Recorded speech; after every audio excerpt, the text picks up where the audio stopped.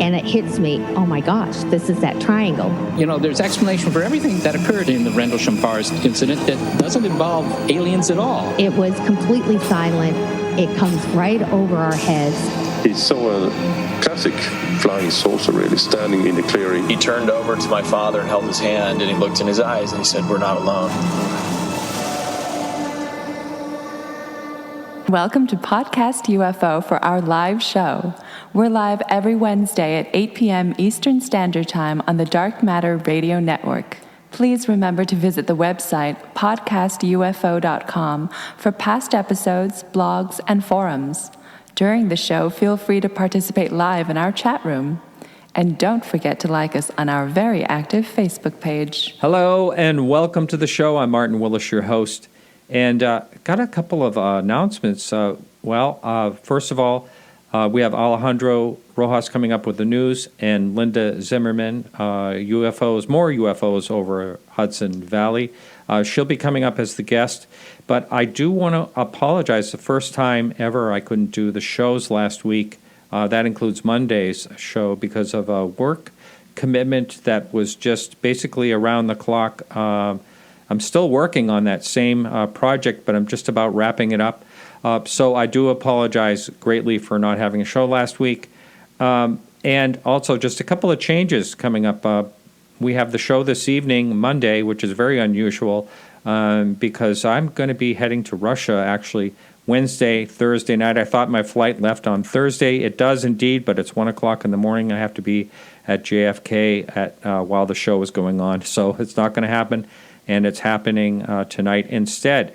That being said, while I'm in Russia, there's a couple of changes. I just want to note, unfortunately, I decided not to do any of the Monday night shows while I'm there, just because of it's very difficult to do a show.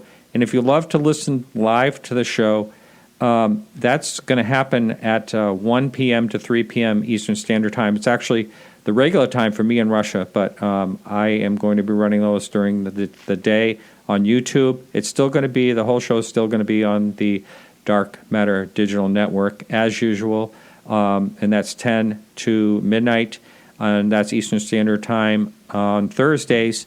And also, the podcast is not going to change. The podcast UFO, everything's going to stay exactly the same. The shows will come out on Wednesdays, Thursday mornings, and so that's all staying the same. And I hope I didn't confuse everybody. I'm totally confused. Alejandro, are you confused too? So you're going to have a show tomorrow or today that will be on tomorrow, and then in Russia there'll be a show next week that will actually be, because you're going to be flying during the normal show time. On Wednesday, yeah. Am I... I don't know. I forget already. But the good news is you will be able to join live starting next week's show. What? Me? I think we talked about that. Wow, okay. Yeah. No, I think we did. You're right. And on the 21st, I think that'll be the first. Let's do it. All right.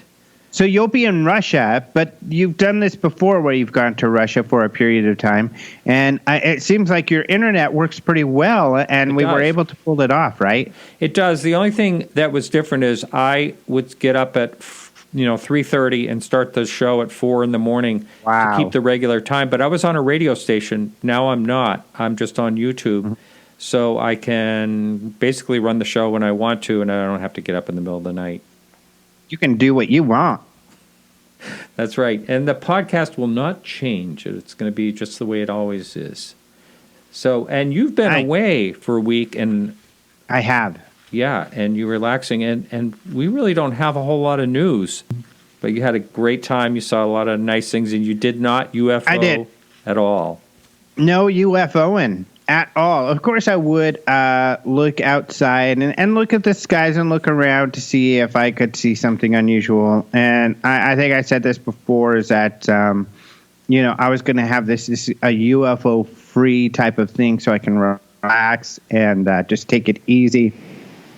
And for the most part, that worked. Of course, I was open to any paranormal experiences. That would have been a welcome interruption to my vacation. But not really. Although my girlfriend's daughter thought she was having some ghost experiences. Wow. In the ship itself? No, I don't think in the ship itself. But according to, so our neighbors were coming with because their daughter is best friends with my girlfriend's daughter. And, and we're friends with the neighbors. So we decided to all do this. It was for the girls because they just graduated from high school. So it was kind of their graduation trip. So we went over there to pick them up so we could drive out to California to go catch the cruise. And the girls were inside in the foyer, essentially a foyer of the house. And there's a table there. And my girlfriend walked in and right by where her daughter was standing, this picture just like fell off of this table onto the floor, which, I'm not quite sure how that could happen. So that was kind of weird. Of course, she could have bumped it or something, but they were really freaked out and they assumed it was a ghost. And something else happened too that was weird. I can't remember that they attributed to the ghost also, but wow. I in California, because then we stayed the night before so we could catch the boat or the ship in the morning. And so that was the only potential paranormal, and they felt it was paranormal type of thing. Yeah. Wow. See the influence you've given her? Wow. Yeah. That's not my fault. Hey, and no USO sightings, following the ship or anything? No, not at all. No, nothing strange like that, which is kind of fine, too, because then it would have made me have to work. But, right. But of course, and that's what's funny. I've done a lot of, night vision and night sky watches. I've even gone Bigfoot hunting, ghost hunting. And when you do it the first few times, it's kind of exciting because you're hoping something will happen. But once you do it like dozens of times, it's like gets to be like where nothing's going to happen and you want something to happen and you're prepared for something to happen, but nothing does happen. So it's always kind of you never get your expectations up. But, of course, it's exciting. It's that much more exciting when something does happen. It's kind of like fishing in a way, Yeah. Well, I don't know that not that I fish anymore because I'm a vegetarian. I don't like to kill the fish. But I caught a fish every time I fished, I think. Well, that's true. Yeah, You'd have to be pretty bad not to. But I have seen some things and had some experiences. So luckily, when it does happen, it's even that much more exciting. Didn't you see a shadow person or something like that? No. At some hotel? You had something happen in a hotel? I don't know. No. In a dark hallway. Am I talking to the wrong Alejandro? Yeah. That may be a different. Could very well be. Wow. I gave you a perfect opportunity to fib and you didn't. How about that? Yeah. No. Did you want me to? No. Well, no. I was just trying to make the show interesting. But anyway, thanks so much. I know we don't really have any news, but it's always good to check in and say hi. Yeah, so there you go. I've even looked for some news, for the past week a little bit since I've been back because I've had tons of emails to go through, social media, people to talk to on especially Facebook and stuff. So I caught up with all of that stuff. And I haven't done as much deep diving into the news as I typically do, but I will certainly, so people can go to our site and see the latest. But thus far, I haven't seen a lot. So no big UFO news even seems to have occurred while I was gone. It waited for you. It did. Thanks, UFOs. And we all wait for you, too. So get back to work, and we'll see you next week. All right. I'll have some stuff for you next week. All right. Thanks a lot, Alejandro, and welcome back. And thanks, man. We'll be talking live next week. Have a safe trip. Yay. All right. Talk to you later. All right, everyone, hang in there. We'll be right back after this quick music break with Linda Zimmerman.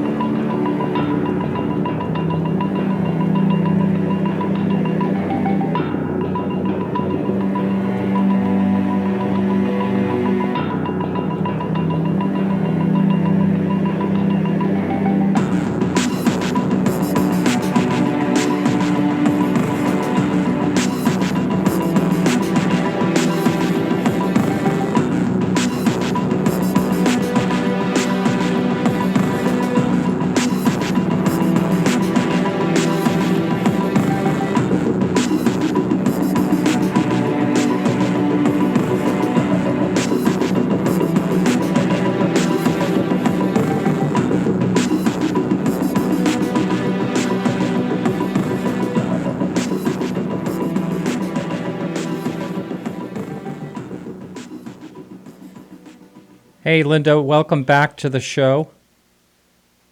Thank you. I'm delighted to be here again. Yes, and kind of funny, I'm so sorry I announced the wrong name of your book. So it's More Hudson Valley UFOs. And thank you. You sent me the book with your personal notations. That was very nice of you. And it was a real pleasure last time you were on, and it was great meeting you at in Phoenix. I guess it was 2 years ago now, right? 2.5 years? Yes, I think so. Right. So for the person who hasn't heard you before, can you give a little bit of your background? And I can't remember what got you interested in the UFO topic. Was it your own sighting?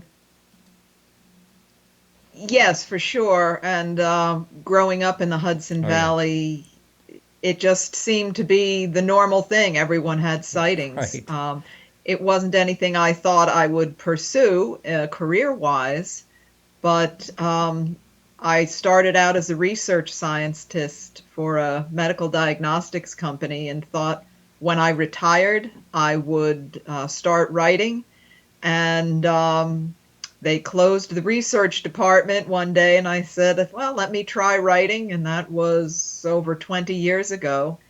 And I loved writing about weird and esoteric things. And I guess it was just inevitable that UFOs and I would get together at some point. Yes.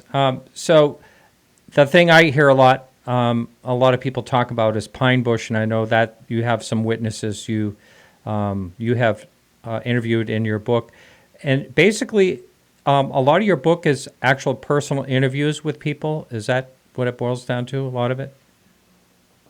Yes, that's if you're looking for, speculative ideas on UFOs and aliens, that's not so much me. I like to go to the locations, interview the eyewitnesses, get historical information where I can. And so my books are basically just cover to cover cases, actual cases. Wow, great. And so let's, and what inspired you to keep going after your last book that was titled UFOs? I mean, was it Hudson Valley UFOs? Is that what it was? Or my first book was In the Night Sky, okay. And that was also all Hudson Valley UFOs. Then it was Hudson Valley UFOs, and I'm running out of titles, so it became More Hudson Valley UFOs. But I thought this is my one UFO book, and I believe it was the day I got my first copies, someone contacted me with a case, and I said, oh, I'm sorry, my book is done. She said, well, you have to write another one because you need to hear my story. And when you hear that another 200-300 times, you say, okay, I need to do another book. And it's the same thing. The day this third book was completed, I got 3 really good cases people contacted me with. Like, son of a, here we go again. But that's what it's like being in the Hudson Valley. The wealth of information here is astounding. Yes, I know that there was an article written, or was it a book written, that got a lot of publicity in New York for the UFOs recently. It was picked up by, I think, a couple of mainstream media. Yes, Cheryl Acosta's right. book on the statistics. Yeah. Mm-hmm. Yes, yeah. New York Times reviewed it. People are paying attention to it. It's wonderful. Yeah. Do you feel like there is a little bit of relaxing in the media as far as UFOs go since you've started? A little bit, but still there is the ridicule factor. For example, when they cover something about Pine Bush, somebody has to make some sort of remark, something demeaning about people in tinfoil hats or something like that. So overall, I think yes, compared to, say, the 50s, 60s, but we still have a long way to go getting respect. I'm sure you found that. Yes. Now, what about Pine Bush again? I want to talk about that because a person that's helped me out with the show since just about day one lived in that area, and she recalls sitting on the side of the road in beach chairs, waiting at night with a whole bunch of people. Does anything like that still go on? Well, not to that degree. Just 2 weeks ago, I did a bit of a sky watch with a friend of mine who runs the Pine Bush Archive. And we were sitting there, and a big pickup truck comes rumbling by, and we're still in farm country, and we're like, uh-oh, what kind of harassment are we going to get? And a woman rolls down her window, are you UFO hunting? Are you sky watching? And we're like, maybe. Why do you want to know? And she says, oh, let me tell you about my sighting. So she comes over, and just 2 years ago, she said a massive orange orb, she called it, a round craft, went silently over her house.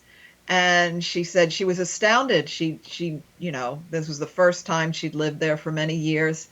And the kicker was, she said, I didn't grow up here. She grew up in Pennsylvania. She said it's a small town. I don't know if you've ever heard of it, called Kecksburg. You never know who and what you will meet on the streets of Pine Bush. But the heydays in the 80s and 90s, when hundreds of people would line the streets, they're gone basically because it's been so developed now. The big houses lining the streets, and you can't just park on somebody's property and set up a lawn chair, unfortunately. Right.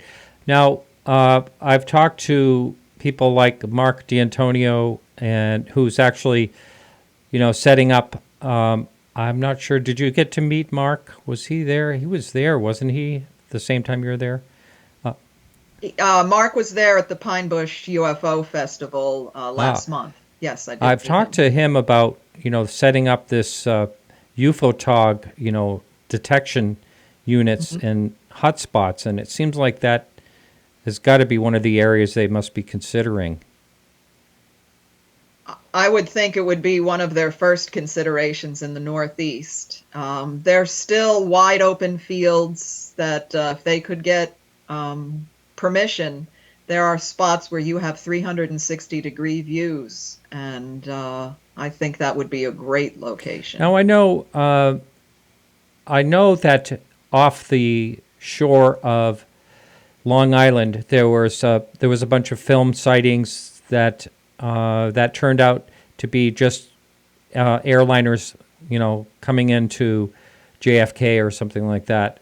But are any of these sightings in the Pine Bush area, for instance, since we're talking about that, have any of them been explained, or are they just all, a mystery? Well, we do have Stewart Airport 10 minutes away, and a lot of traffic comes into that airport, and some small regional ones. And of course, we're in the New York metro area. So usually within the first 10 or 15 minutes, if you're doing a sky watch, you can identify the paths that most of the airlines are taking. Certainly that has been some of it.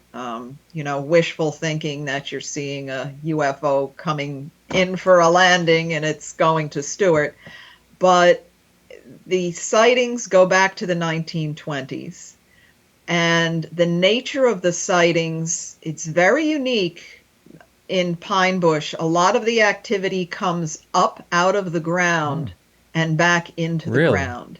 People have seen craft they described as like Ferris wheels spiraling, coming up out of the woods, out of the ground, lights coming up and out. And it's very unusual, the sounds you hear from the ground as well, like there's machinery under your feet. It's really, it's worth it to go and visit and see for yourself. Wow, that is really crazy, huh? And what about yourself? Have you actually seen something in that particular area?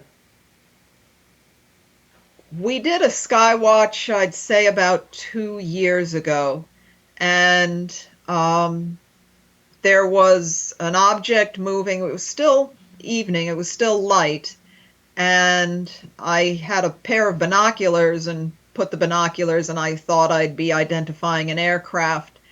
It was small, round, wingless, and moving very fast under the clouds. I was trying to think perhaps some sort of drone. We have West Point Military Academy, and there is a military presence still at Stewart, but I don't know of any wingless round drones at this point. And we also, you get a strobe light effect there. And that same night, just as I'm thinking, well, nothing's going to happen, this strobe light went off like a camera flash, and we had no idea where it had come from. And I checked the weather forecast, the radar map, and the nearest lightning strikes were over 70 miles away. Wow. So I don't know how to explain that as well. So things are still happening in Pine Bush, mostly rectangular craft in the last few years. Rectangular?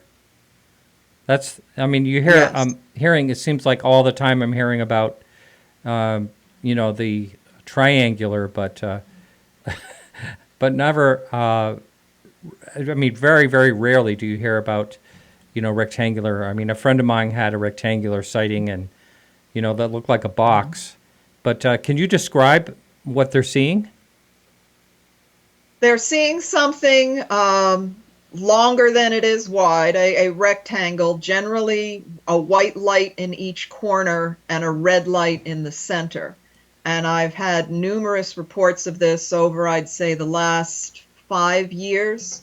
Again, like the massive triangles, they're silent, generally dark black or gunmetal. One woman described something very interesting. She said it looked like the bottom of a glass-bottom boat, as if there was some sort of projection or rippling to the bottom of it. And one other person described that they could see the stars almost as if they were being projected on the bottom for some sort of stealth or invisibility. Wow. But they knew the star patterns didn't look quite right. They were being projected, but a little distortion. So they screwed up a little. They screwed up a little, exactly. And we always like to try to exploit the screw-ups. Especially when they can do so much, right? Yeah. Now, this woman that contacted you when you finished your last book and said, wait a minute, you have to write another book. You have to write about my sighting. Did she make the cut? Is she in the book? She's in the second book. She's made in the second book, And, yes. And the majority of the stories I get are fascinating, and I follow up as much as possible. There are that percentage that, I saw a light in the sky. Okay, I can't do much with, I can't do much with that. And some people they just don't sound reliable. But the majority of people are just honest, sincere people who saw something they can't explain, and they just want to share it with people. Oh, wow, that's great. So let's, in the notations that you sent me, let's start off the bat. I want to talk right off the bat about your favorite witness, Victoria Lama, so however you say her name. Can you tell us, I mean, she's, didn't she work with the, I saw the FAA, right? She was a professional plane spotter, which I didn't know existed. She worked for many years for LaGuardia Airport, a major New York airport. And her job was to match tail numbers with the type of aircraft it was supposed to be with what the transponders were telling you. And I said, why would you do that? Well, because drug dealers and other criminals will steal a plane, alter the tail number, and then think they can just fly into a major airport, New York airport, and no one will notice. So she was trained to identify jets, small planes, helicopters of civilian, military, and commercial. This was what she did for a living. And a couple of years later, she was working at Westchester County Airport, living in that area. She's on her way home with her mother, and she looks up, and there's a craft so huge and so low, she can't see from side to side. She can't even tell what shape it is. Oh. She said she was doing her best to, did it say U.S. Air Force on it or property of, the United States? No markings, 2 lines of lights, one red, one white, but about 60 feet off the ground and just filled the sky. She gets out of the car. Her mother's yelling hysterically. Other people are pulling over. They're all yelling hysterically. She races home and calls her friend, who's one of the radar men at this Westchester County Airport. And he says, we have it on radar. I have no idea what it is. It's enormous. He's really excited. He said, we'll talk about this tomorrow. So she sees it for quite a while. In fact, this thing is hovering over her yard for several minutes. Next morning she's pulling into the parking lot, and this radar man is running around the parking lot. She's like, what's wrong with this guy? He runs over to the car, and first thing he says, whatever you do, if you want to keep your job, you didn't see anything. It was a flock of birds. My God. She's like, what are you saying? Why are you saying this?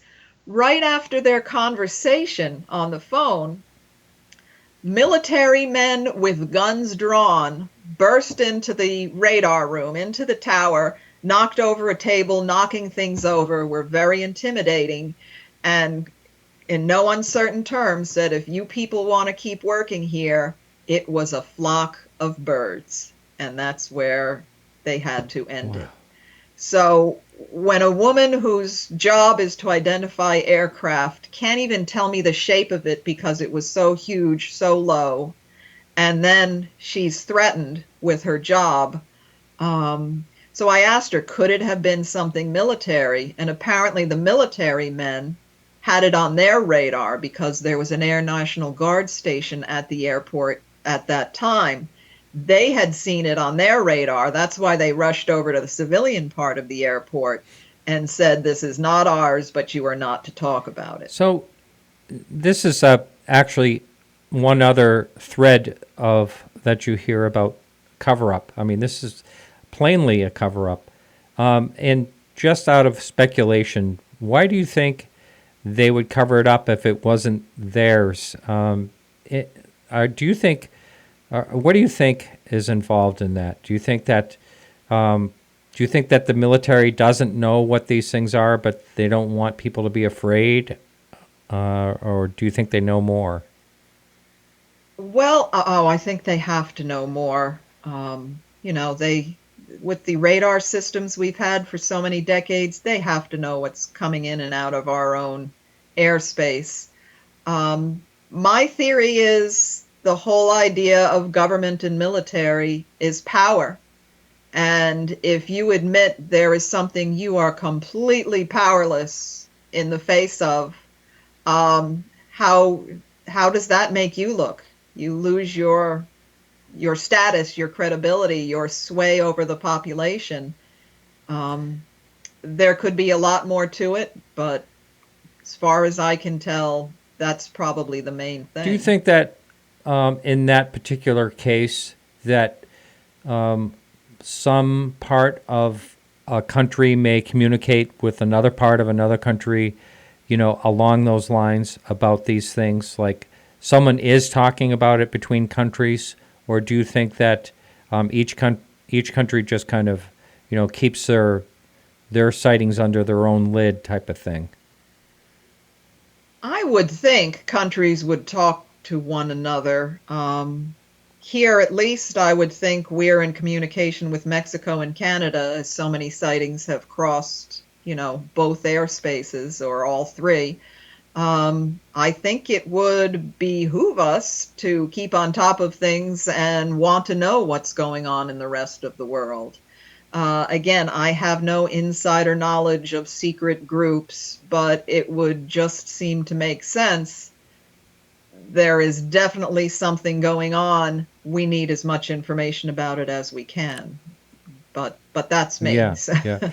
Well, obviously, they're not a danger. Otherwise, we'd know it by now. And so that's all part of the equation of everything, I think.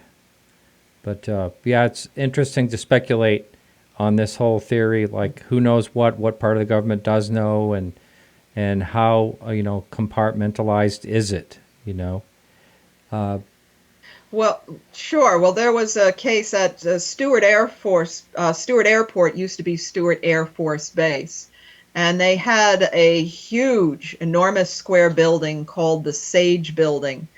Semi-automated ground environment. I don't know why I remember that, but it was basically part of the Strategic Air Command, and they watched everything coming in and out of our airspace. And in the early 60s, he said everybody was, freaking out basically because something came from the southern part of the country racing at an unbelievably fast speed up the East Coast. Everybody saw it.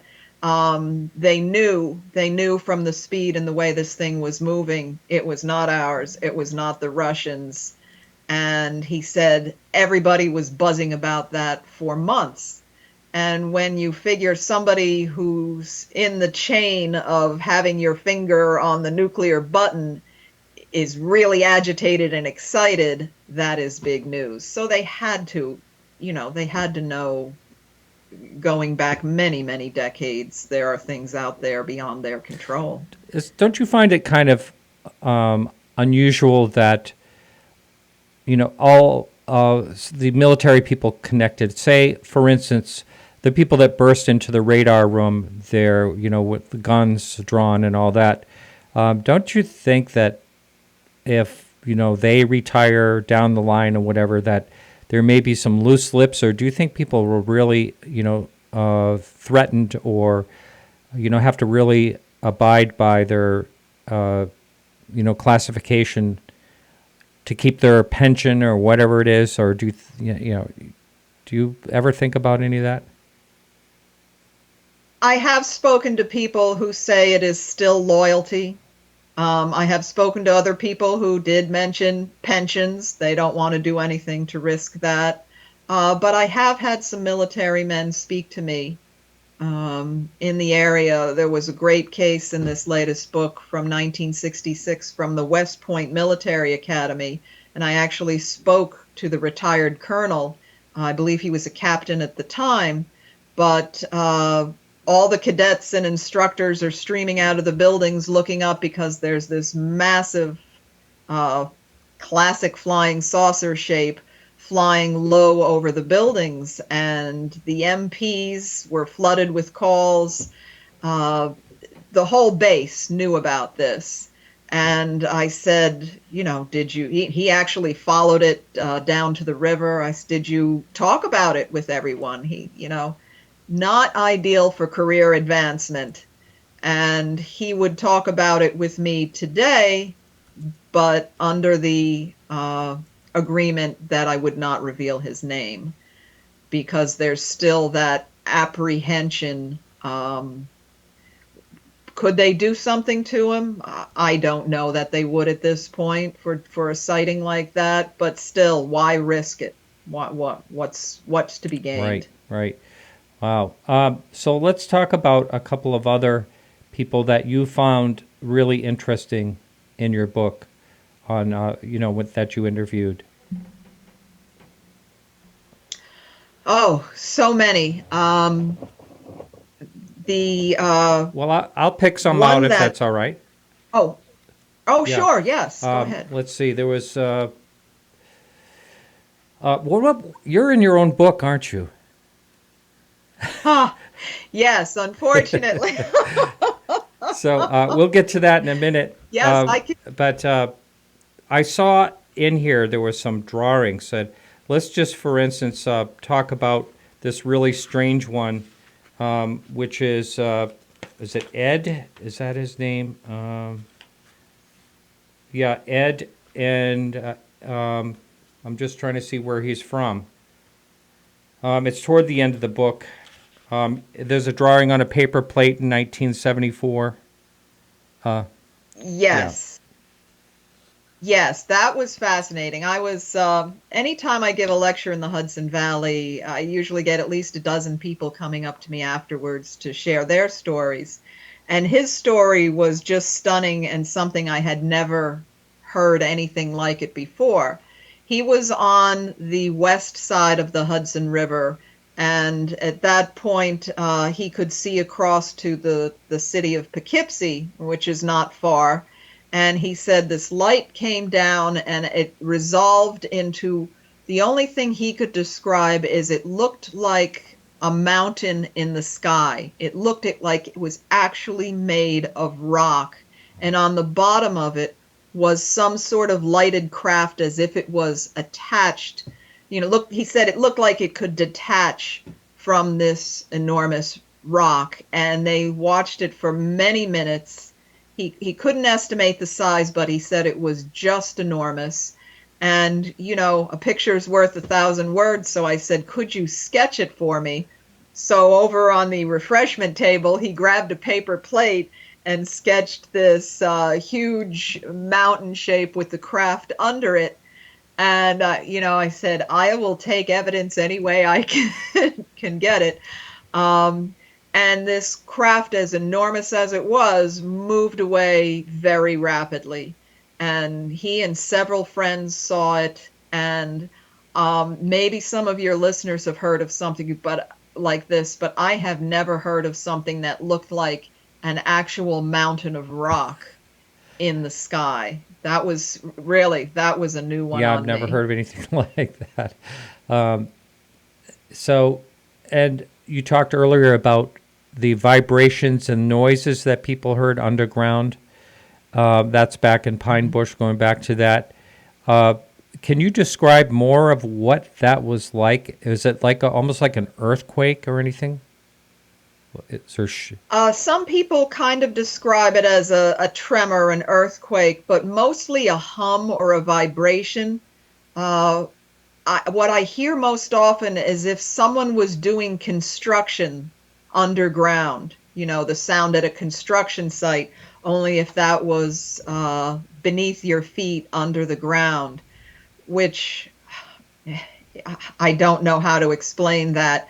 But I recently also got an email from a woman who said that she was one of those early West Searsville Road and Pine Bush sky watchers where the hundreds of people would gather.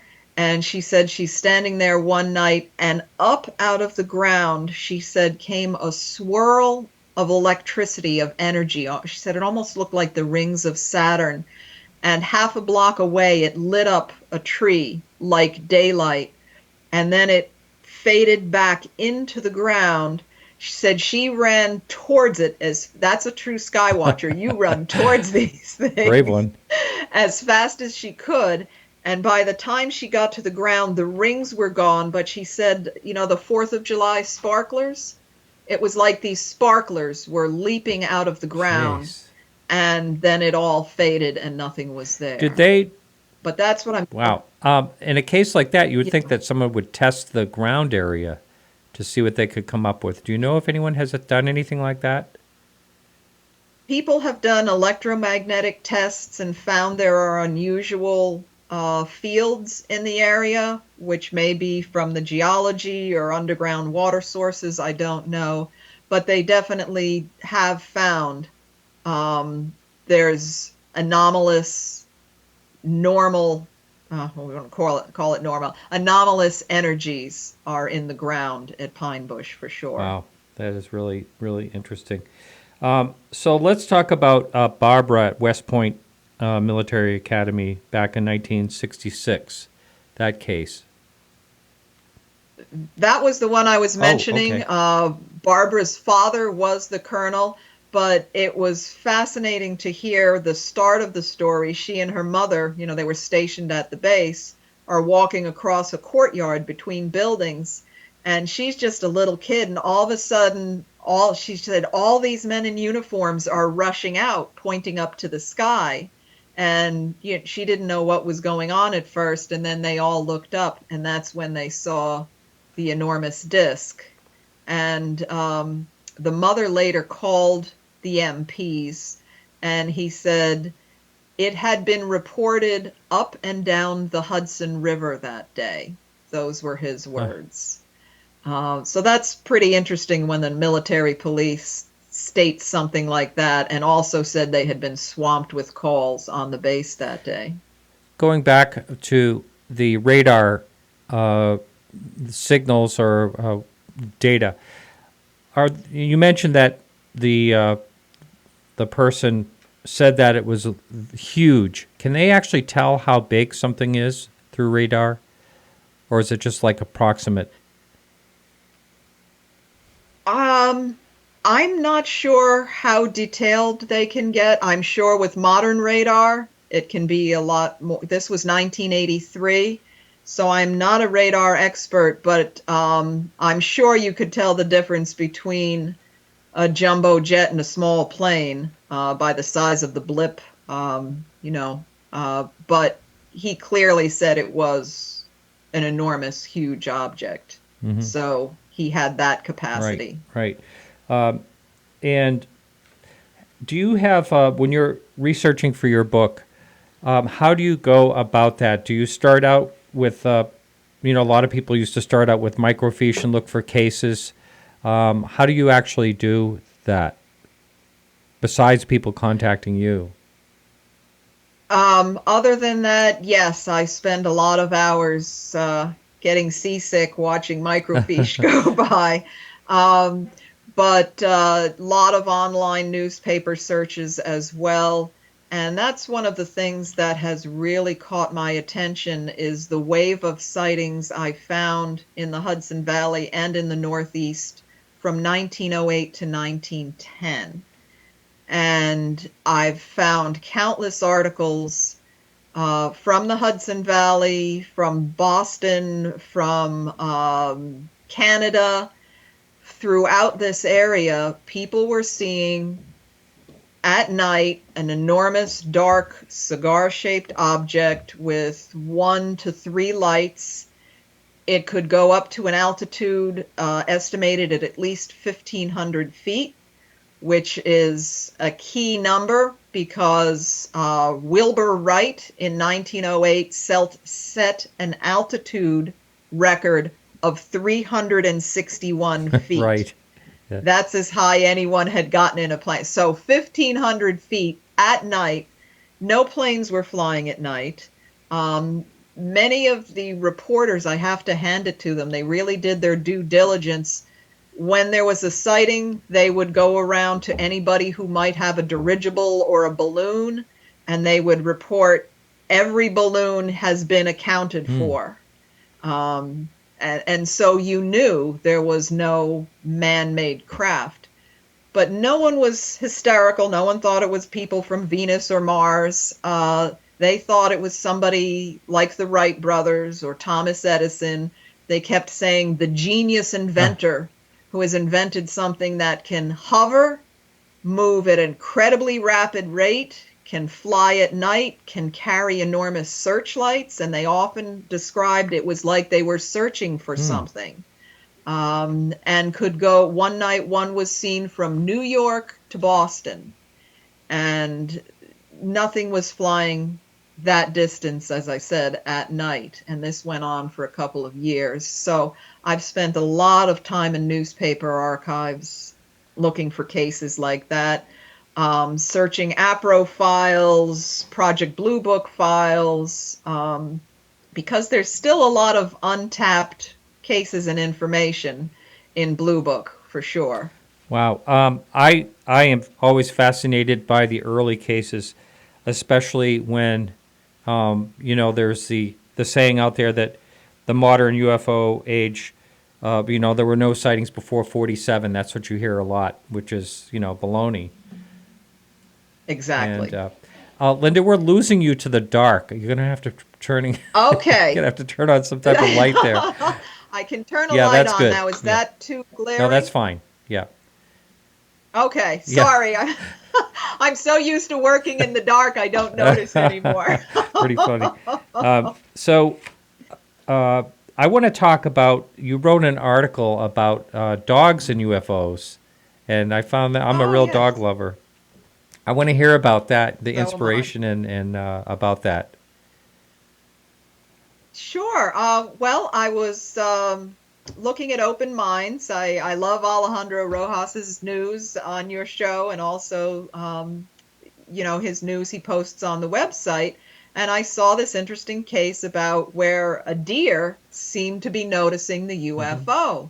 And I love these animal reaction cases. And I said, I've dealt with a lot of cases where dogs seem to have noticed something along with the owners. But the dogs usually see or sense something first. They'll start whining or barking, won't want to go outside. There was a great case where this dog very, very agitated. So the owner's trying to push him out the back door, and he used to love to go out, but he pushes him out the back door, and the dog curls up in the ball and is terrified. And the owner suddenly realizes the entire sky is blacked out from a giant triangle. And so the dog sensed something. And so what I did in this article is gathered several of those cases. And it made me think, we know dogs have superior hearing, especially in the high range. Maybe part of our UFO hunting equipment should be audio equipment that can hear in the ranges that a dog can hear. That's right. Well, I forget what the percentage is, but we can only see so much around us, and we can only hear so much around us, and there's can be a lot of things going on that they're out of our ranges.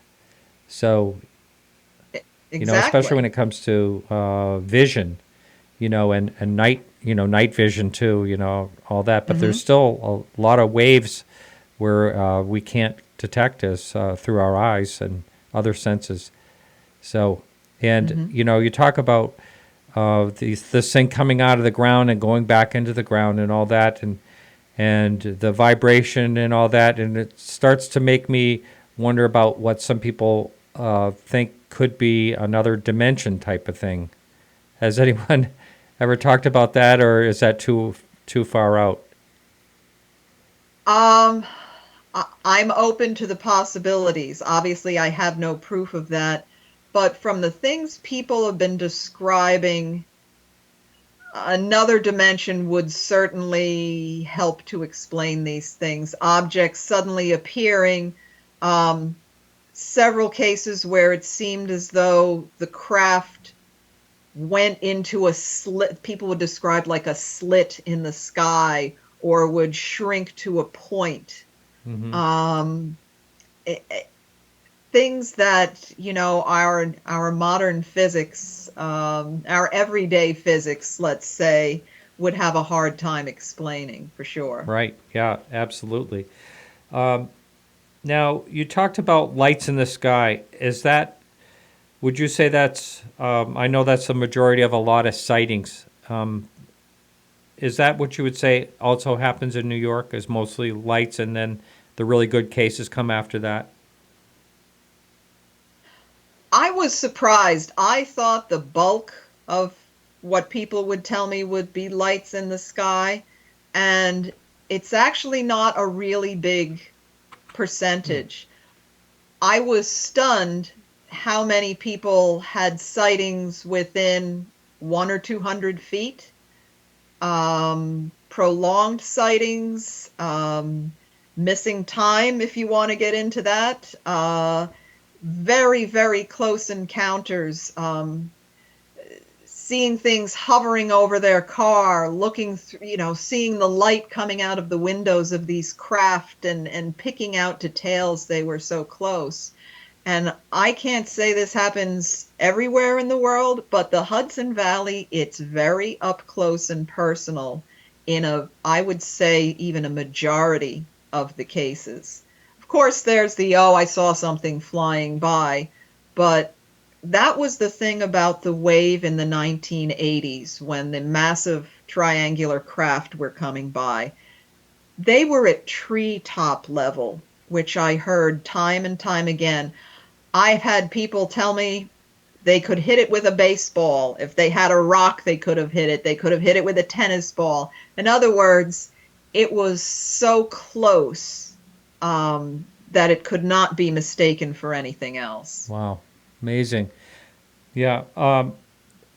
How do you think the average person just gets over something like that, or do you think they carry it with them? No. Yeah, no. Getting over it is not something, when it's an intense sighting, that is not something that happens. In fact, part of my fascination was I wanted to see 20, 30 years later, how did these people who had these intense sightings handle it? How did it change their lives? And for the most part, these were life-altering experiences. And, they're grown up and have children now or senior citizens and, decades on from their experience. And I'll tell you, I wish I had $1 for every time someone said, I remember it like it was yesterday. And many people said it opened them up to new possibilities. They became more spiritual, more tolerant. But there is a significant percentage of people who are still living in fear.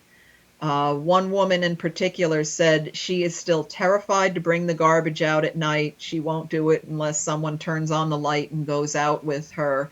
So I don't want to diminish the impact, trivialize this at all. This can be extremely traumatic and terrify people for the rest of their lives as well. Yes, on my sighting I had, I never felt threatened, but I could understand how someone could feel threatened, especially when you're talking about these cases where it's like right over the car or whatever. Boy, I'll tell you, that would be scary when you just felt like you had no way out. So let's talk about, you mentioned missing time cases. Can you talk about some of those? Yes, and I will segue into my own. Okay, good. As well at the end of that. But people who are driving to a destination. There's one woman, she was, an older woman, very active in the community, and was very strict about her punctuality. And she was on her way to, I think it was a ladies' auxiliary meeting in town. I believe this was Carmel area. And she saw this craft, absolutely fascinated, came very low. She thought this was a 1 or 2 minute sighting, gets to the meeting, and everybody's like, "Are you all right?" She's like, "What are you talking about?" "Well, we started 45 minutes ago." She's like, "No, that's just not possible." And other cases where you're just going about your business and you realize it's an hour later and you don't know anything of what happened. But for the most part, the missing time is people seeing something very close, thinking the activity, the sighting was brief or a minute or two, and losing sometimes hours of time.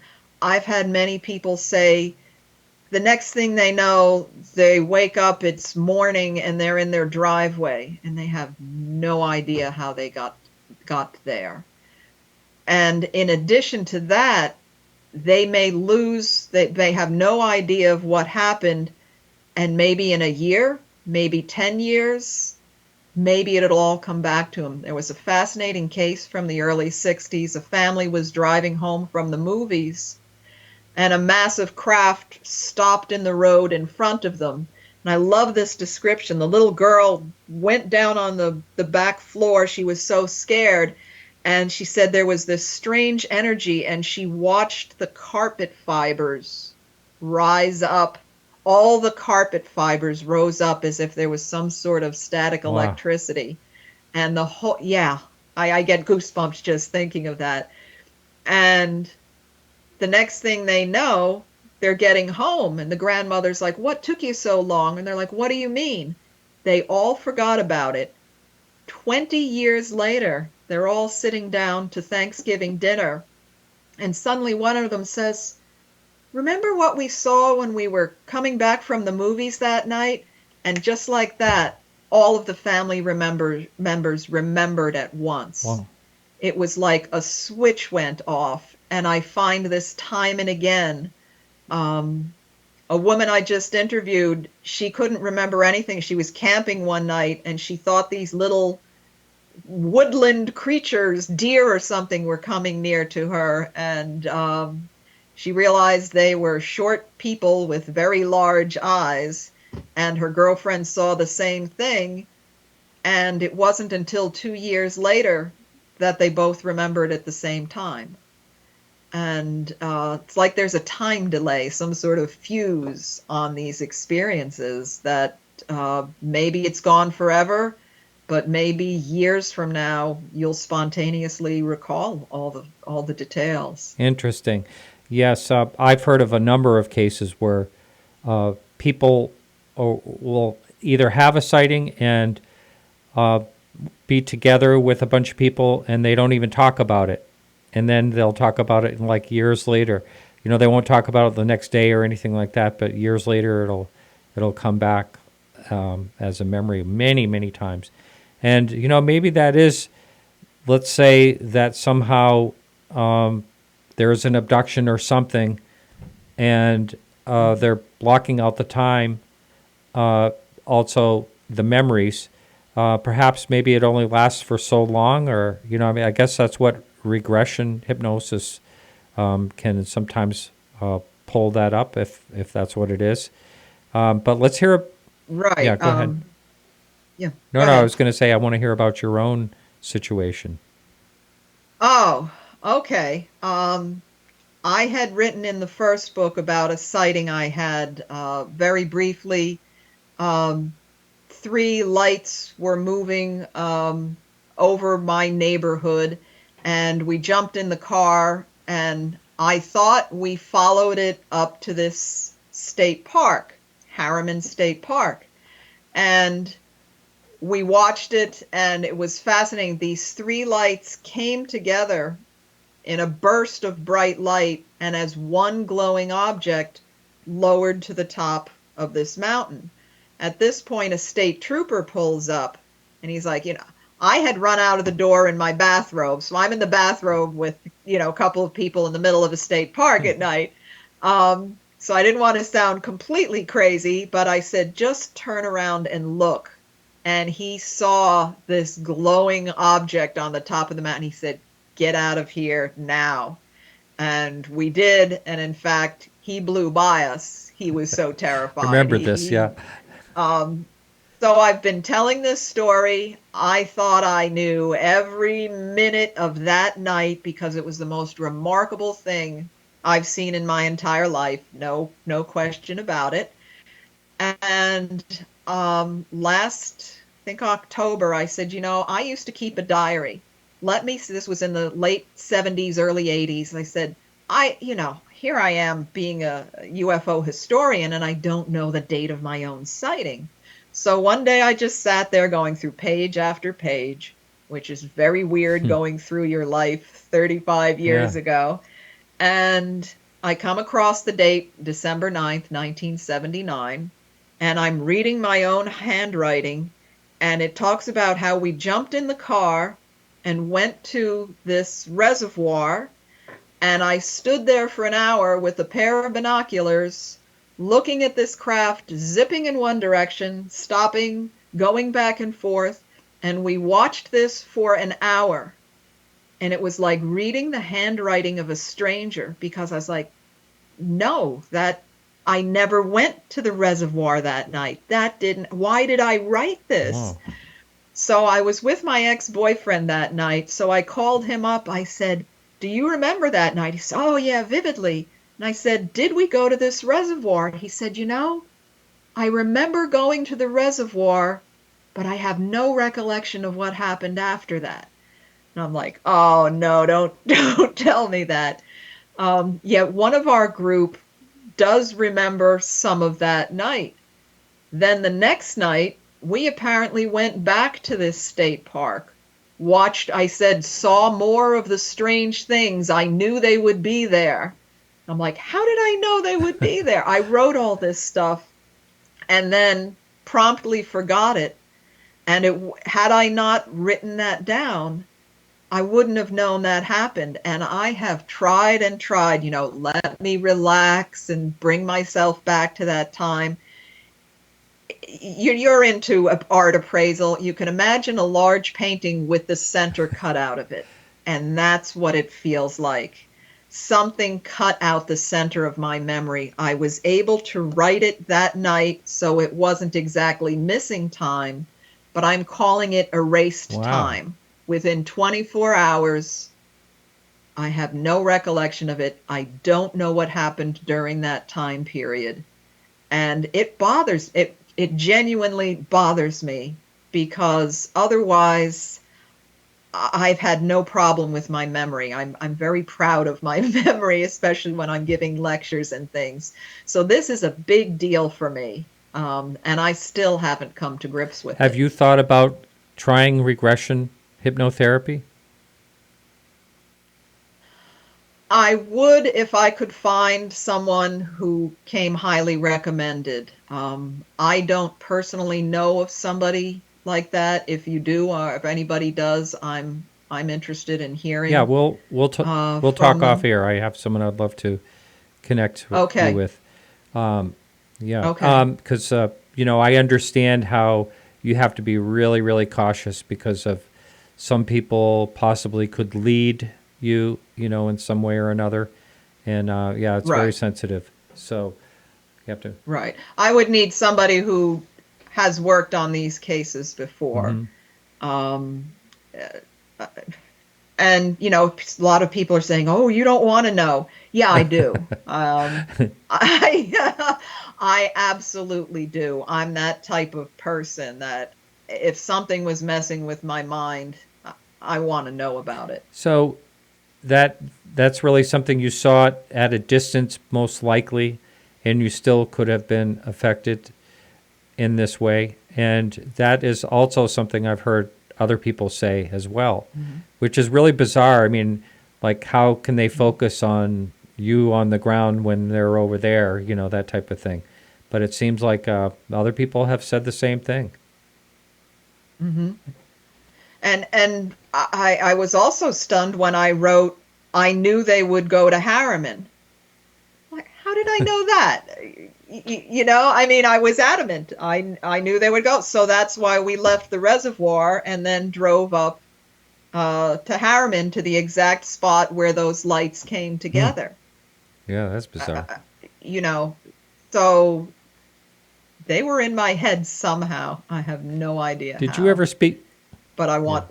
Pardon me. Yeah, go ahead. Did you ever speak to the officer that raced away after that? I don't know who he was. I don't. But if he's out there listening, I did speak to someone who was a caretaker at the state park, lived on the grounds of the park. It's an enormous park, but he said there were things flying around all the time in that area.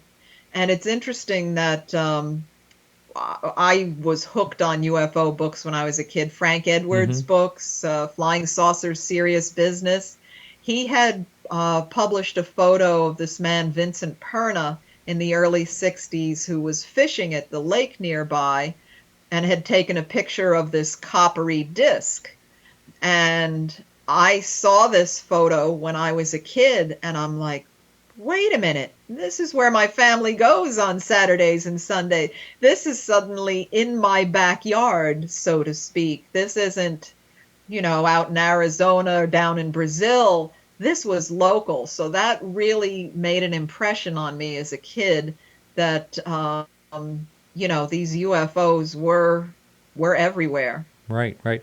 Now, I know the Hudson Valley was formed, I think it was formed like after the last ice age or perhaps another one or something like that. But the geography of it, can you explain the type of area that it covers?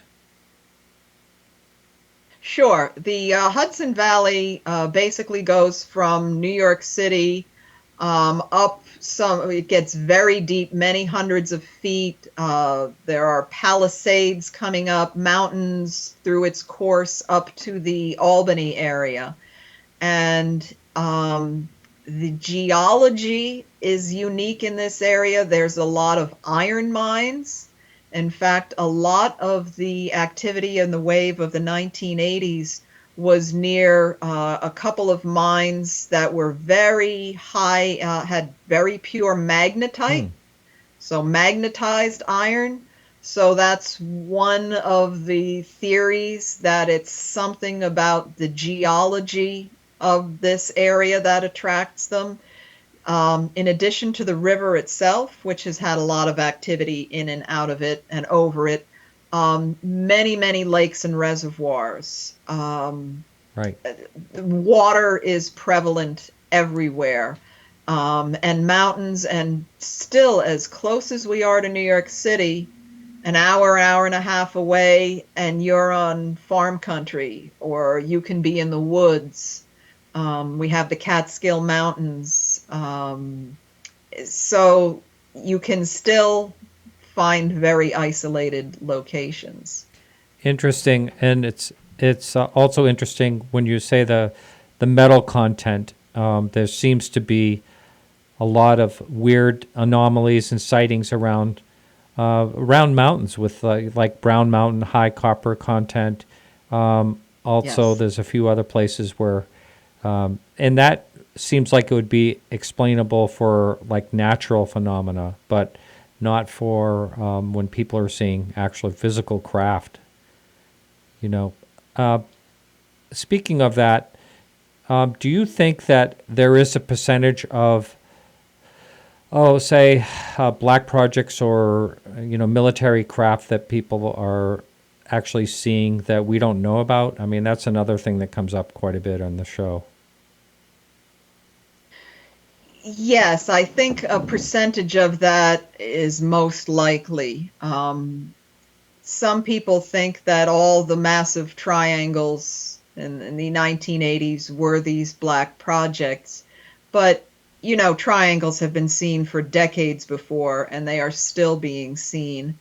And I do question the sanity of any military organization who would have one of their secret test craft hovering over a major highway, all lit up, and people stopping their cars in the middle of the highway and getting out, and thousands of people seeing your secret craft every night. I suppose that's possible, but again, these things were seen far before that period of time. In fact, not in the Hudson Valley, but just 2 days ago, a man from Tennessee contacted me. He read some of my books, and he said, I just wanted to let you know that triangles are not exclusive to the Hudson Valley. He said in 1963, he's at a party and everybody's playing in the yard, and a massive silent triangle came slowly floating right over everybody. And he said all the parents grabbed their kids and thought it was a Russian, craft, and they were all about to die. But here he's, 1963 over Tennessee. And David Marler's book on triangular UFOs. He's found wonderful evidence going back generations for these craft. So yes, absolutely, there are black projects for military craft and things we probably can't conceive of. But certainly that doesn't explain everything in the Hudson Valley, and which makes those cases from 1908 to 1910 even more crucial, setting the precedence. Hey, we had this going on 100 years before these things were happening. I noticed in your book that you had some sightings from out of state listed here. And what was the, I think I saw that Illinois was one of them? Well, as you said, I love the older cases. Yep. And so I did go a little far afield this time in some cases because they were so stunning. Illinois, the one was funny. He was a little boy and he saw this craft. He watched it for half an hour.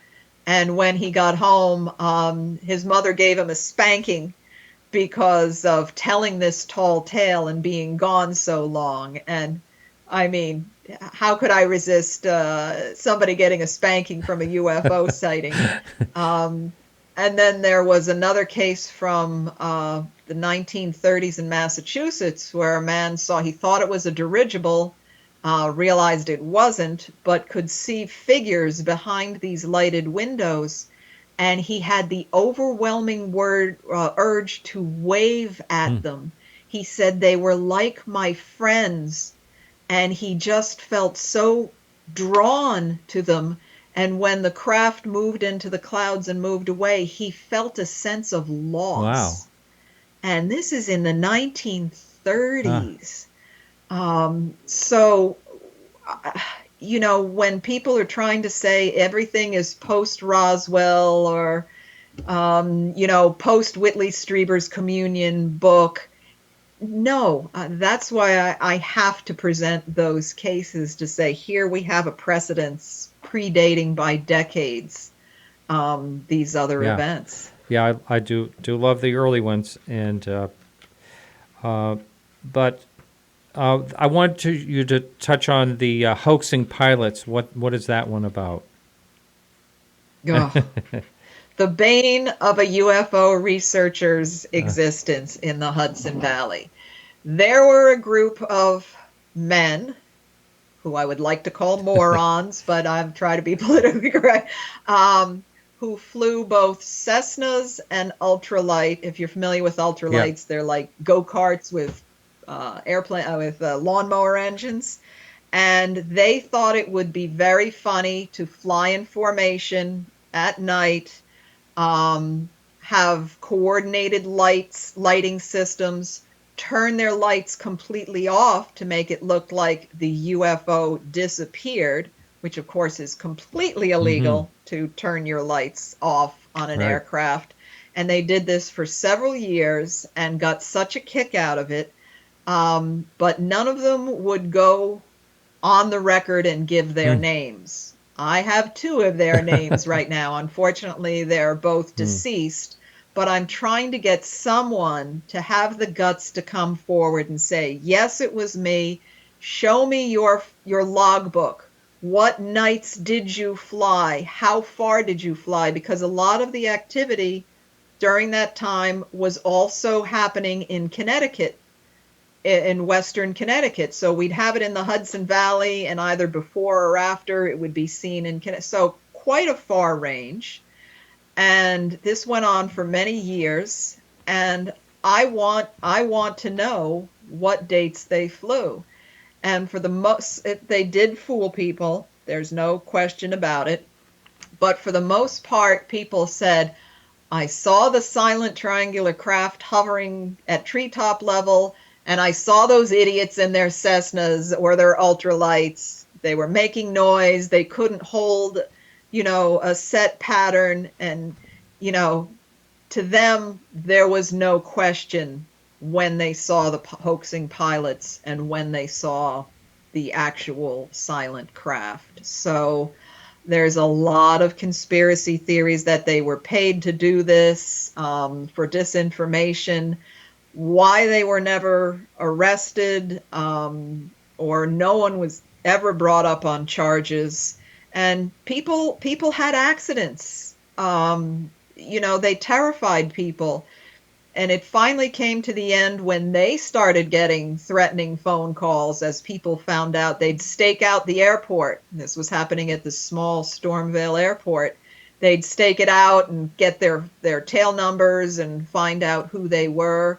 And then there was an article one day in the paper that a pregnant woman drove off the road. And suddenly they realized there could be liability issues. And nobody wanted to lose their flight certification, and it finally mercifully came to an end.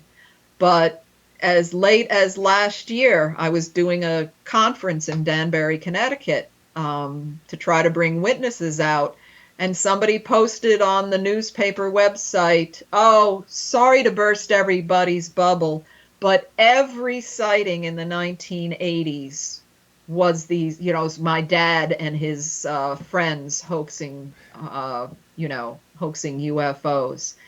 And people believe that. They buy that, and they'll just dismiss that entire decade by these pilots. So, Dante's Inferno, I like to think there's a special place in hell for these hoaxing pilots for muddying what is one of the most spectacular wave of sightings in all of history. Yeah, I agree. Hoaxing in any way. I remember where I grew up back in the 1970s, there was some hoaxing going on. There was a wave, first of all, in New England. And so because of that, people were, all, looking out on their lawns and waiting and, all this. And so these people did something with lights in some gravel pit. And I remember they got caught.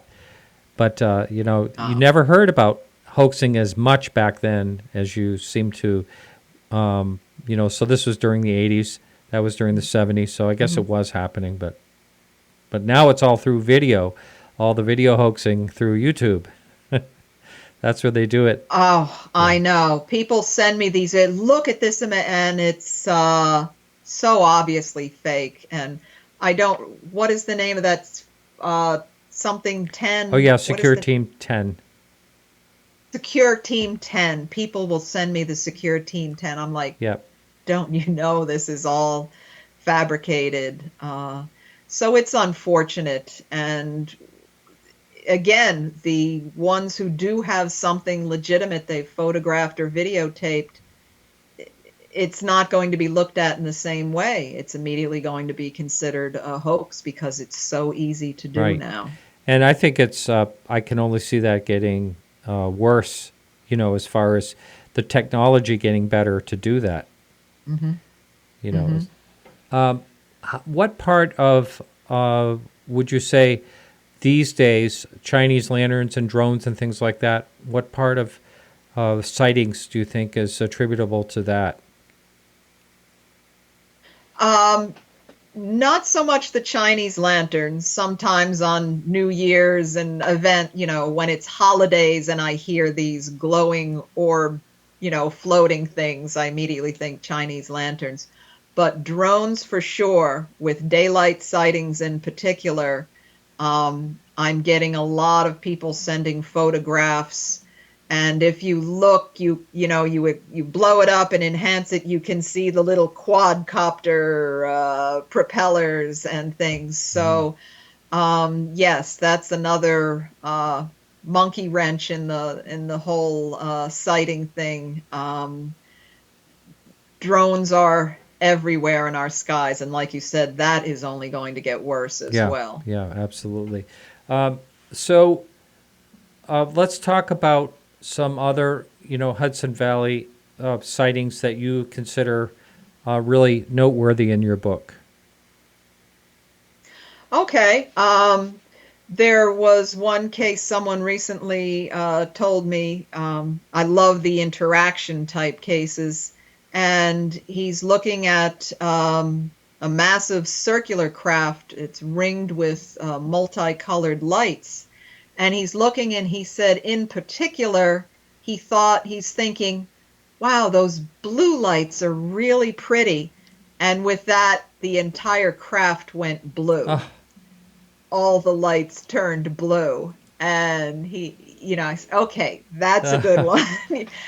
When they actually interact, is a fabulous case. One of the Connecticut sightings, I loved the description.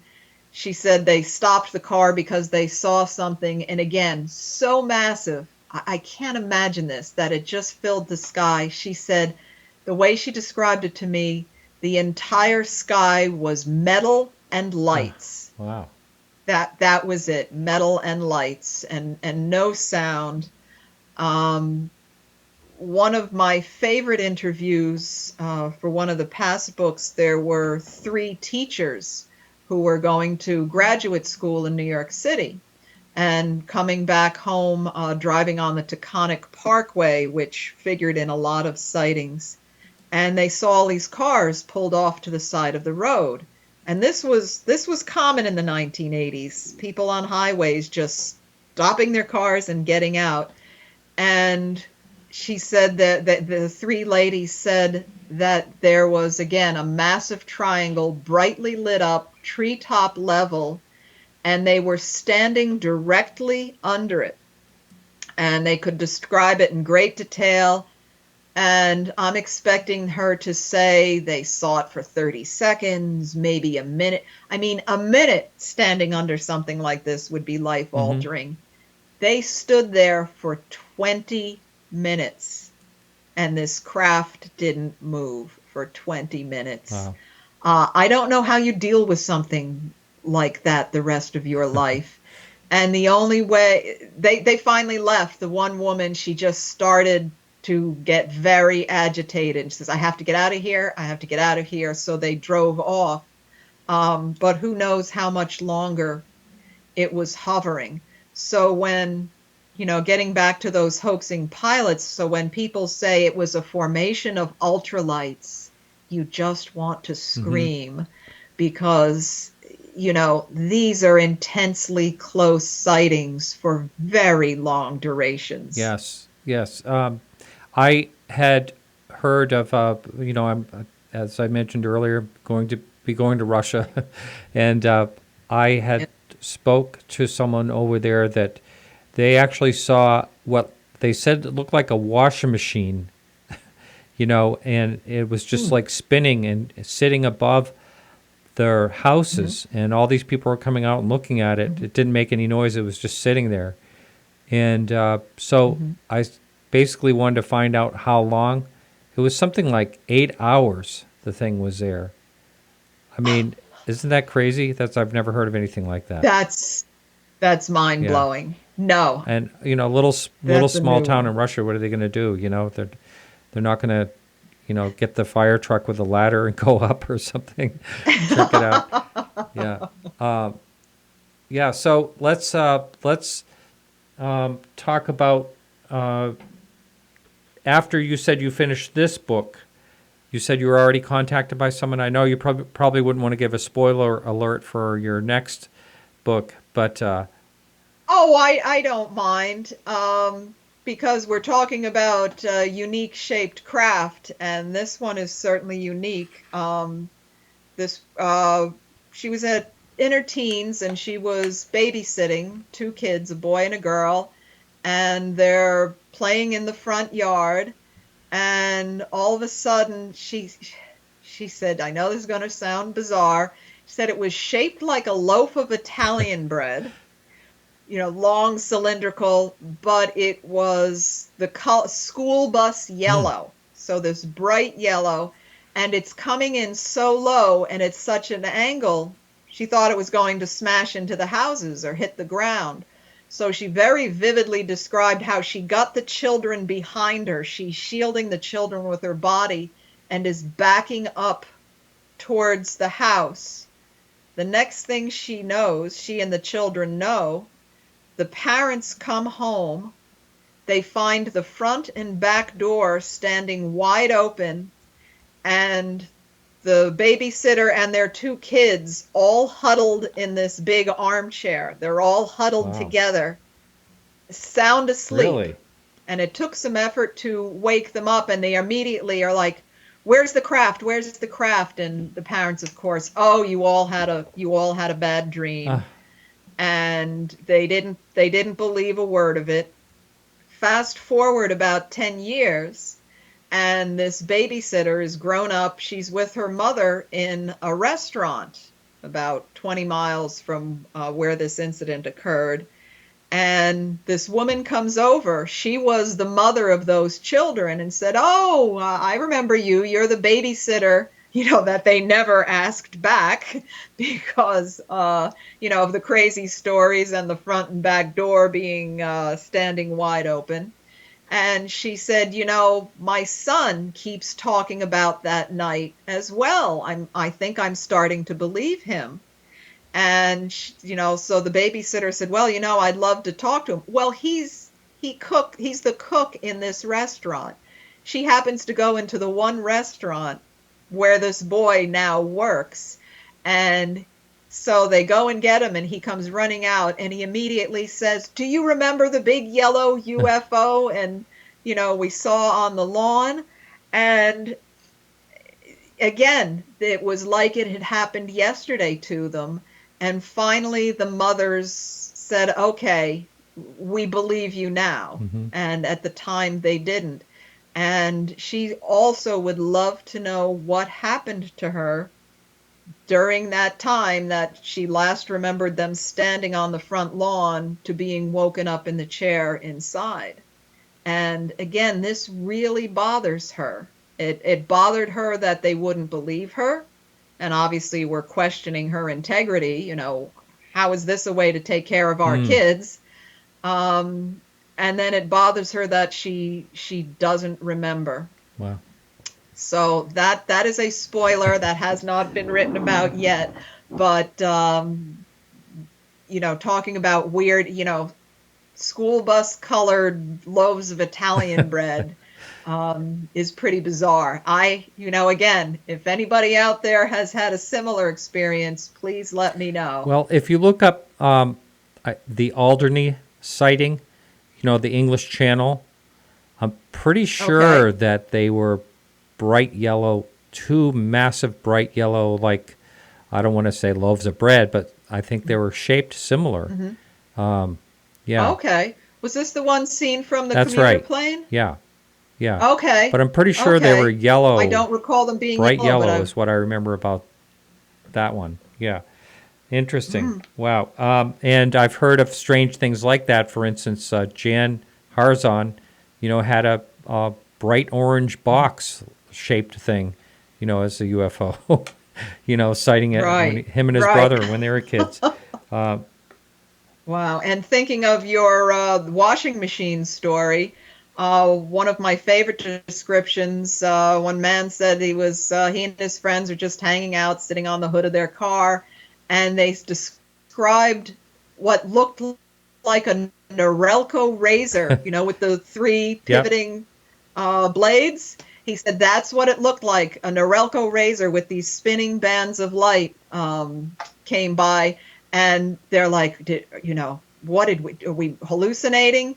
And then on the radio it came on that this UFO was being seen in the area. I've heard of things that were described as looking like made of Tinker toys. boxes, obviously, the classic discs and cigar shaped. But there are some very bizarre, I've heard several accounts of ice cream cone Yeah. shaped. I guess rounded on. I Have you have, heard yeah, that as recently that was brought up. well? A few episodes ago, I think someone was talking about that. Like inverted ice cream? Some say it's up, straight up and down, some on the side, but yeah, that ice cream cone shape. Yeah, yeah, strange, isn't it? And I love the strange ones because, for some reason I think they're I do almost more too. credible. The more bizarre, you can't make They it up. are. I mean, Yeah. right, right. Now I want to talk about the metallic substance, the anti-gravity properties that fell in Connecticut in 1960. So, Yes. This really caught my attention. As I said, I like to pour through Blue Book cases because you can't go by the conclusion cards because they tried to lie about everything. So there was a case, some metallic substance fell in Hartford, September of 90. Many witnesses, they saw this green flaming object. It landed in a backyard, started a small fire, and pieces were collected. It was reported to the police. And the conclusion was that it was a piece of furnace slag. Well, that's the first piece of furnace slag in history to fall out of the sky. So right off the bat, you know they're lying. And the report was, the case file was 76 pages long. And I thought, well, isn't that an awful lot of pages for a simple piece of furnace slag?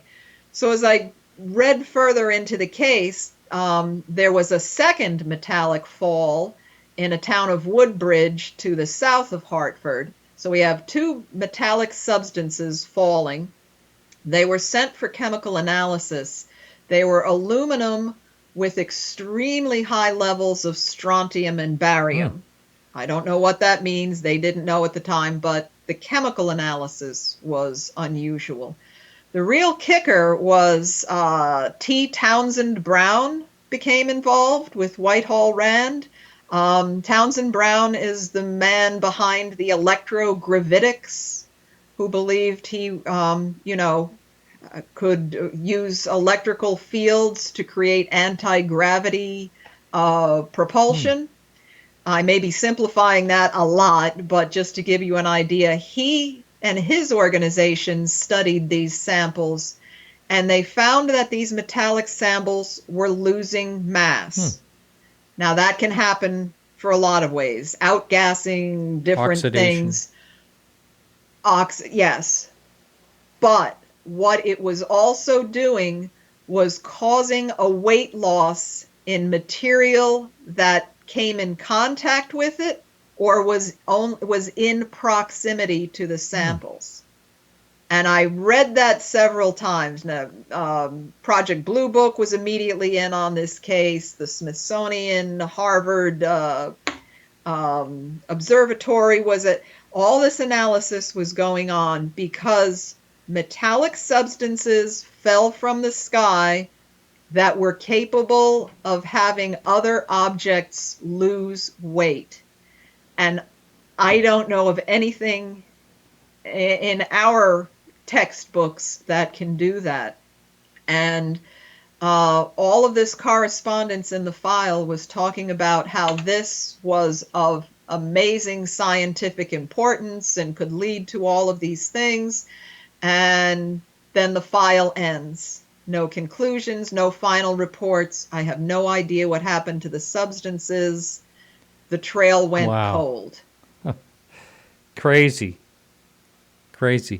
I have some questions that came in for you. And so sure. This one here, these are from Bill, who writes a lot of questions to our forum. And I notice our chat room, unfortunately, is something going on with it. It's just not, it's acting up. I'm not sure exactly why. But so this question, we kind of addressed a little bit, but not in particular to his case, was The Hudson Valley flap involved 3 to 4 years of nearly continuous sightings several times a week. Many of these were very close at treetop level. Why do you think this flap was so greatly underreported and underappreciated by the UFO community? Thank you, Bill. That is one of my rallying cries. As wonderful as the Phoenix Lights incident was, it was basically one night. And here in the Hudson Valley, that was a typical day of the week. We had those kind of sightings constantly, year after year. I think two things: the hoaxing pilots really muddied the waters terribly. So people who even saw this discounted it because they were told time and time and again in the newspapers, or if they called the police, I've spoken to many police, they said regardless of what people were calling to report, you told them it was a formation of planes. So from the get-go, there was this disinformation and attempt to suppress this whole period of sightings. Why in the intervening years more people don't know about it, I don't know. I'm baffled. When I give a lecture somewhere else in the country, people say, well, not only had I not heard of this wave of sightings, I'd never heard of the Hudson Valley. And I get asked all the time, why don't I know about this? I don't know. So I am doing my best. That's why I go all over the country and do programs such as yours. This is something everyone interested in ufology should know about. It should be at the top 1, 2, or 3 locations in the world that they should know about. Wow, that's great. So they were called the Stormyville Flyers, right? The hoaxers? Stormville. Oh, right. I see that, yeah. Are there any reliable photos or videos of any of the Hudson Valley UFO sightings? And if so, is there some place someone can go online to see any of these? I don't know that there's a central repository, but if you just look up Hudson Valley UFOs, particularly of the 1980s, there was a state trooper who took a marvelous photo of a circular craft with multicolored lights around it. That's fairly famous.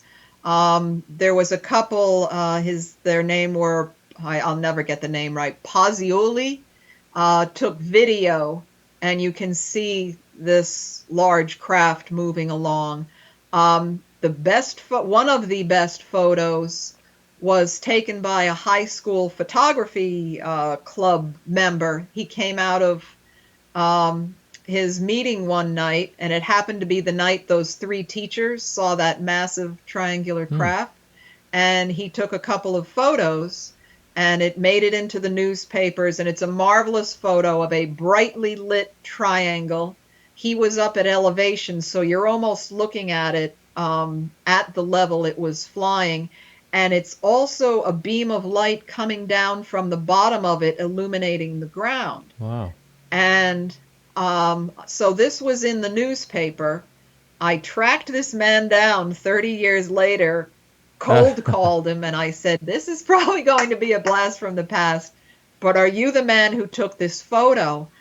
And there's silence for a moment, and he's like, wow, that is a blast for the past. He said, yes, I took the photo, but why are you interested? The cops told me it was planes flying in formation.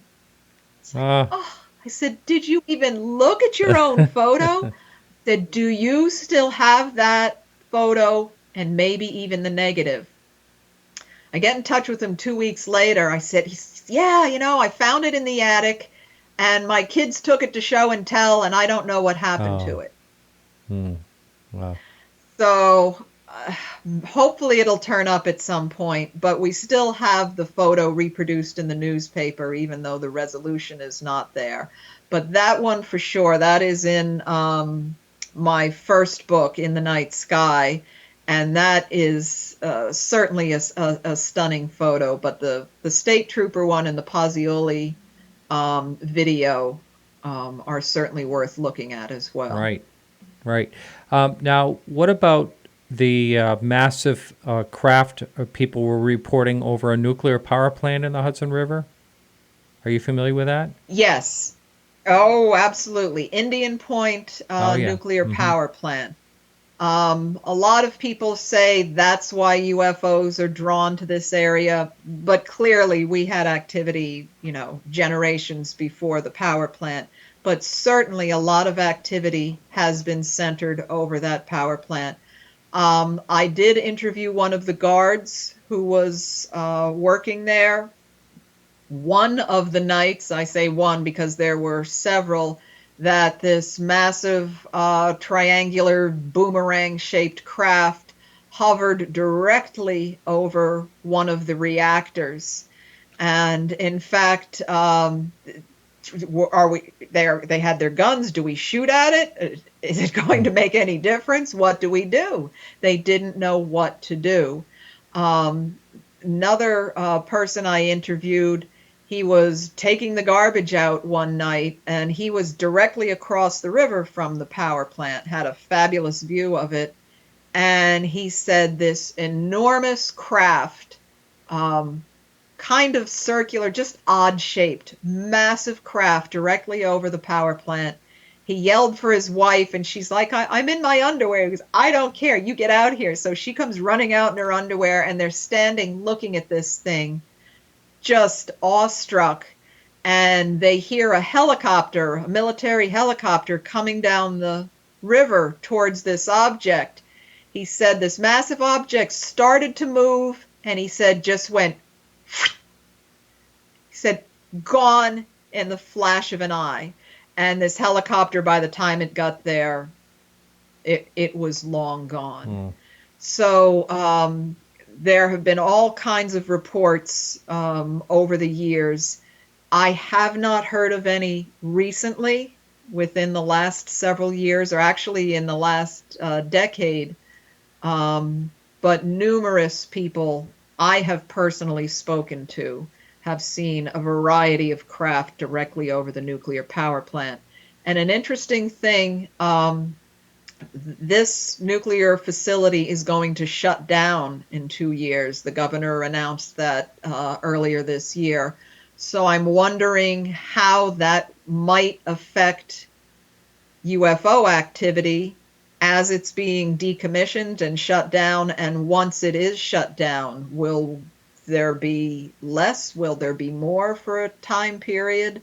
Certainly something to be cognizant of in the next couple of years. I'm not really sure how long it takes them after they decommission it to actually deconstruct it. I think it's a lengthy process. We might have to wait a long time. I believe it is. I would think. Now, this other question he posed here, you have investigated cases of multi-generational abduction. Do you have any speculation as to why abductions would be multi-generational? I've always wondered that. Should we worry more about genetically modified people than about genetically modified crops? I love it. Well, we should certainly worry to some degree because I didn't expect to come across much in the way of abduction cases, and my very first interview was of a man who had a multi-generational case. His parents started having missing time and seeing strange beings back in the 1930s, and now the grandchildren are having. So we have 4 generations of these types of experiences, and he is certainly not alone. Many times I'll be interviewing someone and it's something very intense, missing time or some abduction-like case, and I'll say, did your parents ever have anything, or your children? No, absolutely. Well, now that you mention it, my mother in the 50s or 60s, and you'll find out, and then my grandmother had, and once they start thinking about it, so many people say, I never pieced that together before. And, as a former scientist, you would love to do whatever you're studying, you would love to study generations for whatever traits or experiments you're conducting or whatever it is you are examining them for. So to me, it's the perfect science experiment, and it's frightening to me. Right. I've never understood when these people say that they just keep coming back. I could never understand why that would be so, and unless they were doing some type of process, that takes time. One man I wrote about in this latest book was so traumatized by his multiple childhood violations, let's call them. He flat out and simple said to me, I would shoot them all if I could. Wow. Huh. He's grown up, he's gone through therapy, he's gotten over a good portion of it, but especially when you're a little kid and something's happening that's out of your control, you're in pain, your parents don't believe you. I have to say, I do have cases where people think they've benefited from these encounters and they feel that they're healthier or smarter or just a better person.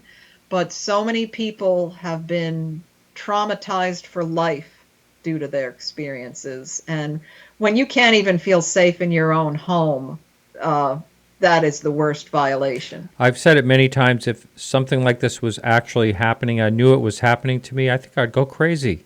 I don't know, where you can't hide anywhere. No. It just seems, I don't know how people could function in day-to-day life if this is really happening. And some of them can't. Like this one man was mentally affected and physically ill for decades till he came to grips with it and started working through it. And, what finally happens if you're going to get over it, a lot of people say, I'm not going to let them ruin my life. And it's that human stubbornness and resilience, I think, which finally kicks in. But I'm just freaked out from that hour and that other night I can't remember. I'm not saying I was abducted or experimented on, but just that act of messing with my memory, that's appalling. Yeah. No, I get it. Yeah. When someone, you said, gets through it, they actually go to therapy, so they would actually bring this subject up to a therapist? Yes, and that can be damaging in itself. I know one woman I recently spoke to, she said the first therapist was, oh, well, you were obviously sexually abused by your parents. That's why you have these abduction scenarios. And here, take this prescription and get over it. And, it's so you have to find the right therapist. I don't know how you go about that. I guess you keep trying till you get someone who will listen to you.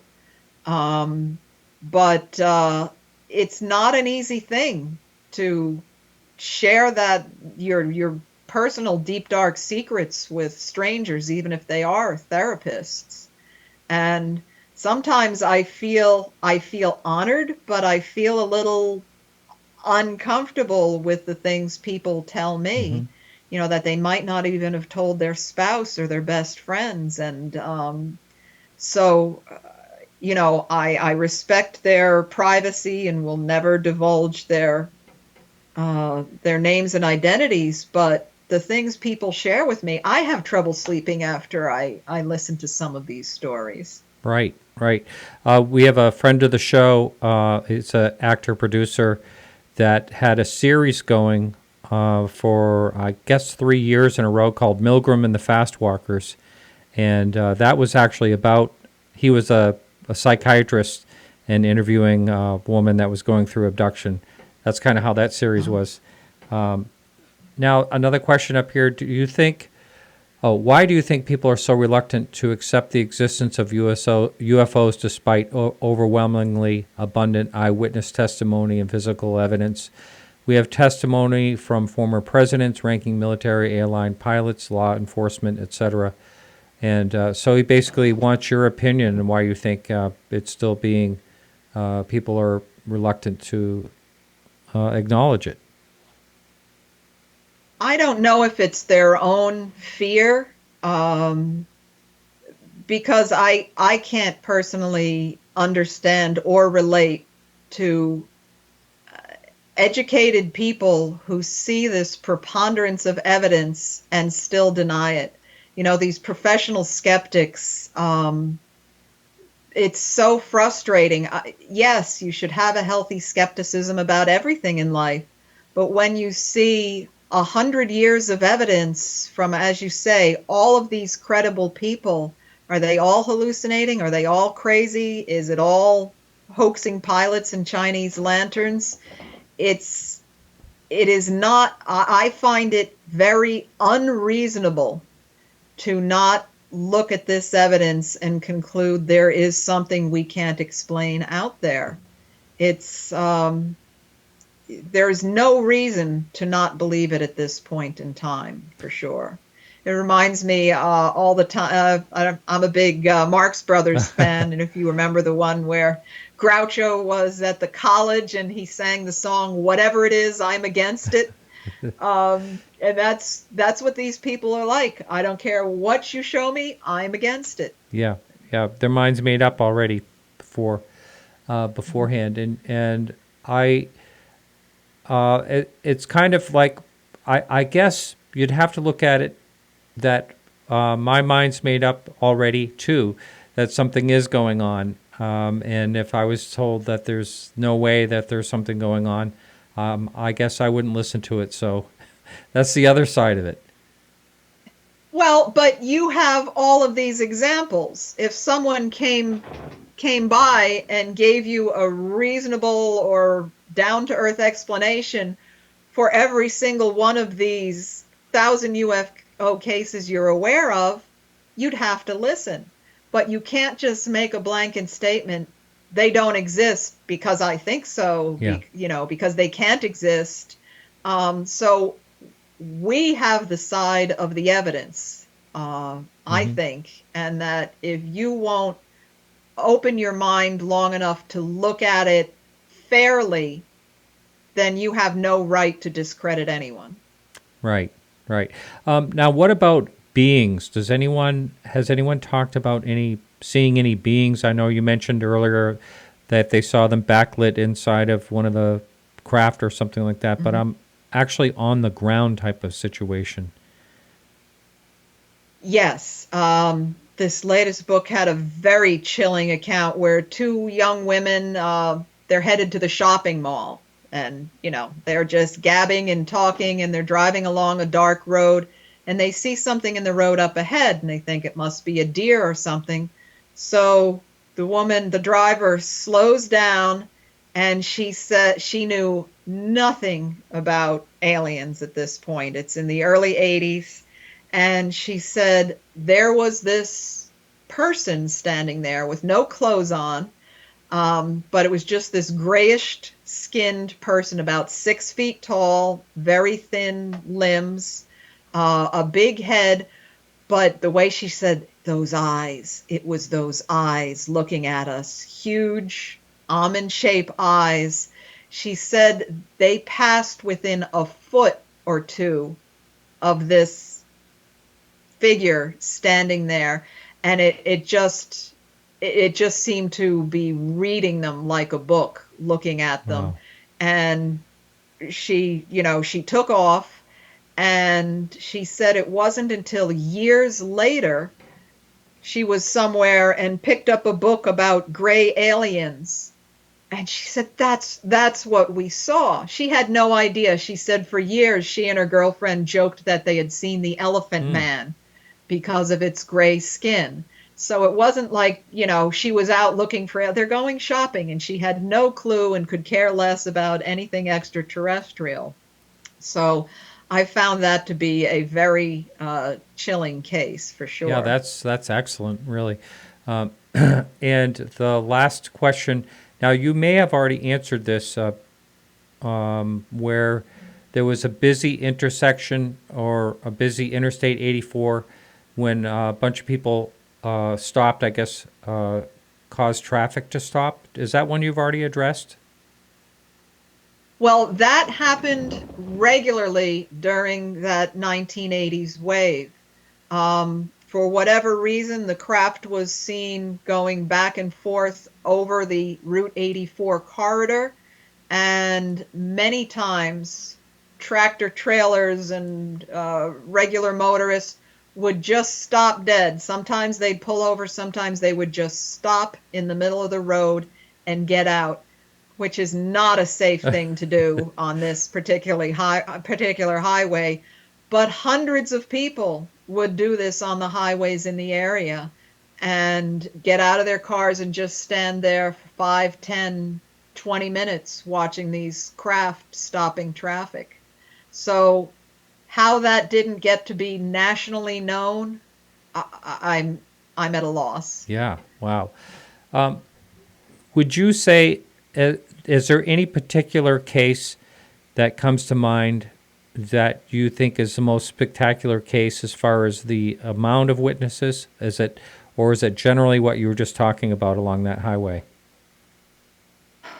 I would probably have to say March 17th and 24th of 1983 were the two big banner days of those massive triangular craft seen by thousands of people. So if I was to pick just single days, the sheer number of witnesses and the intensity, that for sure.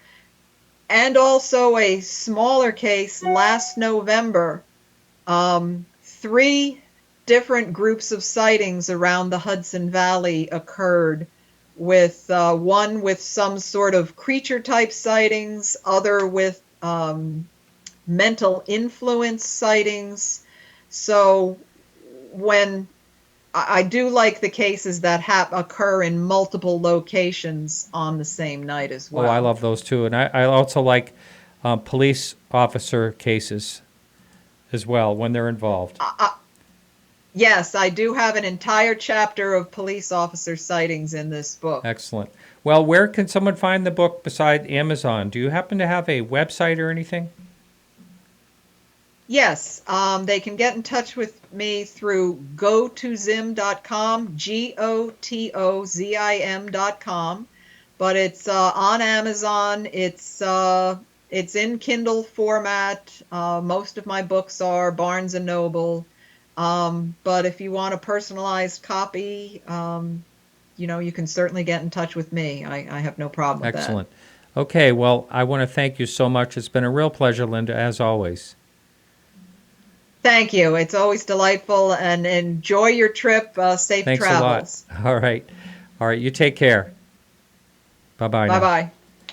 All right, everyone. Thanks so much for listening. And our show next week, I believe, is going to be Nick Redfern. I'm just waiting to hear a confirmation back from him. And that will be Wednesday, the 21st. And it's going to be 1 to 3 p.m.